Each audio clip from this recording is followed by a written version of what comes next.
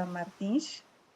I am from Mozambique, but I'm currently working at the African Union Commission with headquarters in Addis Ababa, Ethiopia, as the head of culture division in the Department of Health, Humanitarian Affairs, and Social Development.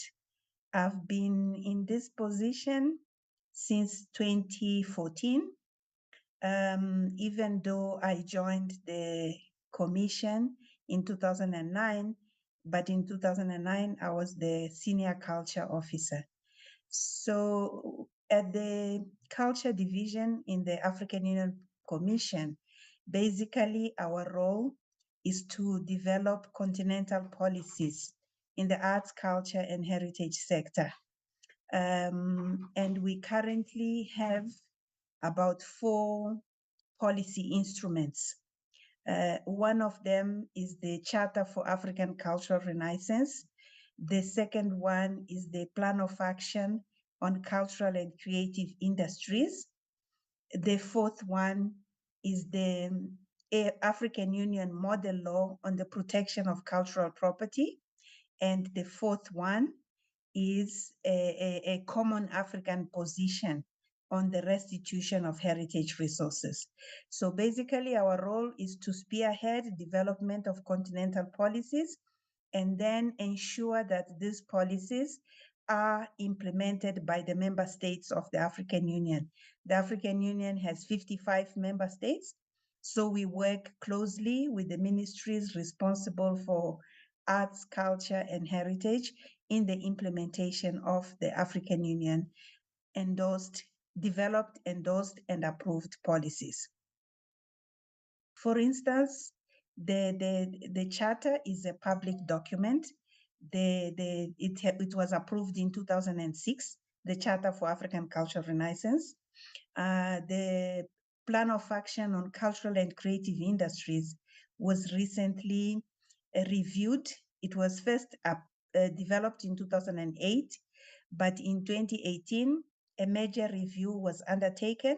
So now the process has been finalized, but it hasn't been completely approved. We are waiting for the Conference of Ministers of Culture to approve this document. Then we have the model law. The model law is a public document. It has been endorsed by the policy organs of the African Union. Now, the last instrument that I mentioned, which is the Common African Position on Restitution of Heritage Resources, we just finalized the validation, so it still needs to go to the policy organs for final approval. So we can share with you the model law and the Charter for African Cultural Renaissance. At the African Union, we believe that arts education are a powerful tool to train and capacitate our children. In that regard, in 2014, the African Union, in collaboration with the government of South Africa and the NEPAD is the new Partnership for Africa's Development. And NEPAD started a process of consultations with member states in order to develop a continental arts education policy. So the idea was to have regional workshops in the 5 regions of the continent in order to gather inputs by the work that is being done in each member state with regards to arts education. So in that process, NEPAD, with collaboration from the government of South Africa and of course the African Union, organized 2 conferences. One of them was held in 2014 in South Africa, and the other one in 2017 in Cairo. So the one in South Africa was for Southern Africa, African Union member states, and the one in Cairo was for North Africa member states.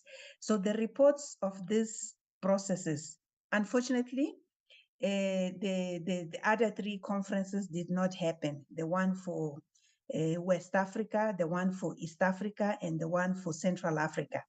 But the African Union, because of that policy decision, which was saying we needed to do this consultation with the ultimate goal of drafting a continental arts education for the continent in order to ensure that the arts are integrated in the school curriculum at an early stage, and the children are exposed to the benefits of arts earlier on in their school career. So the African Union then used the contents of these two reports of the regional consultations in order to start a process of drafting a continental arts education. So we managed to organize a group of experts who this year they started the process of drafting this policy. Of course, the process is still at a very, very early stage.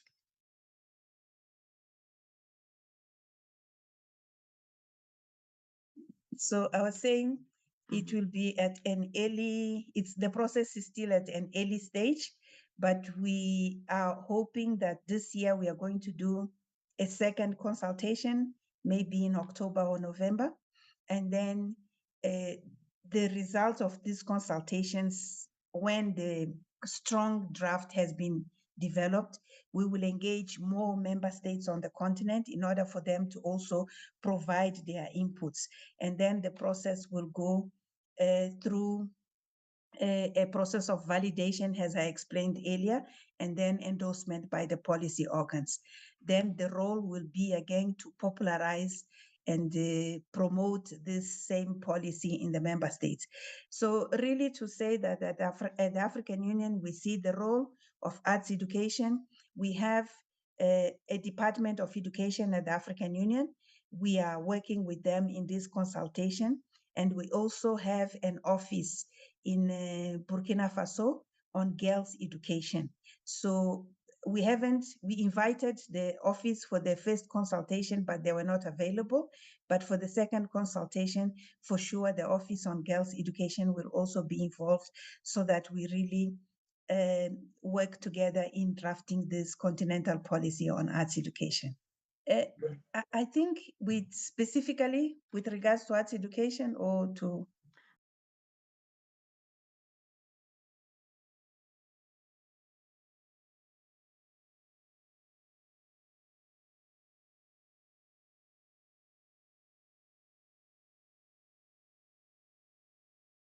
specifically to arts in education, the case studies were presented during the regional conferences. The first one that I attended, the one in South Africa, really it had a lot of case studies by countries like Namibia, like South Africa, like it was for Southern Africa, Mozambique, Zimbabwe. So we had experts at national level who are implementing these projects on arts education. And we really had a lot of case studies. So for us at the union, because we are not an implementing agency, it is difficult for me to share experiences on implementation of important projects on arts educations. But I refer to, for instance, those countries. Botswana was also there, Namibia, South Africa, Zimbabwe, Mozambique. Their experiences were shared in this regional conference. The conference in North Africa, unfortunately, I couldn't attend, but the report of this conference is available, and perhaps we could find some key case studies on issues related to arts education or arts in education in countries in North Africa. I think basically if I may say, in the project or in the program that you are developing, really the center should be the learner, and we should be able to, we should try to maximize on the learner-centeredness approach, which will allow the learner to really appreciate and know the role that arts education can play in building him or her as a person, and the profile that we want the learner to have in order to be able to serve the society and also be able to for their own development. I think it's very important that we keep the learner at the center of all our training in arts education.